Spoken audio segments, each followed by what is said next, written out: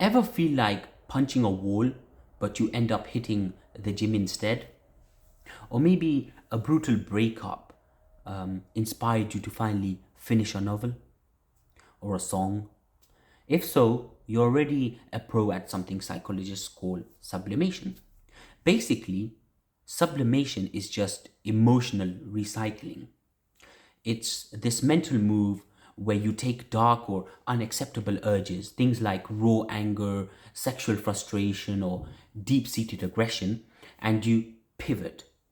Instead of letting those feelings explode and ruin your life, you channel that energy into something productive, creative, or just socially cool.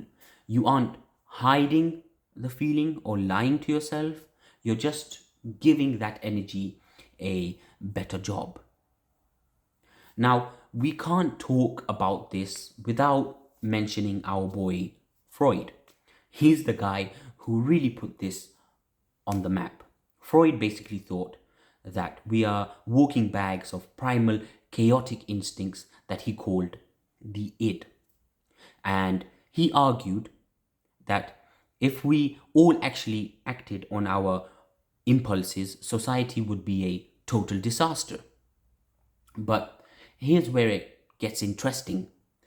Freud believed that the most civilized people are the ones who master sublimation.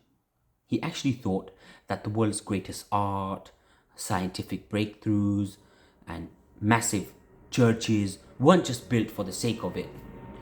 They were the result of people taking their basic, messy, psychic energy and turning it into something sublime. To him, it was just the ultimate sign of being a mature, functioning adult. And you see this everywhere once you start looking. Take a surgeon, for example.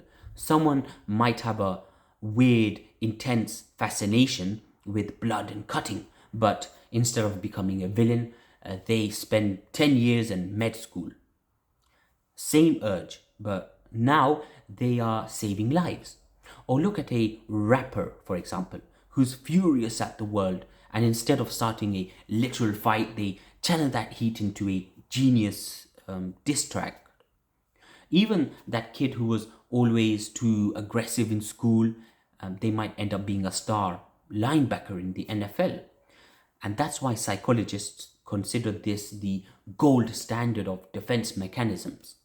Most of the other ways we deal with stress, like denial or blaming others, usually backfire because you're just hiding from the truth.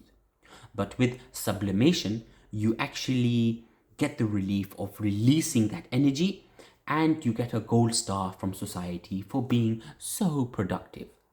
It's basically the ultimate life hack for your brain.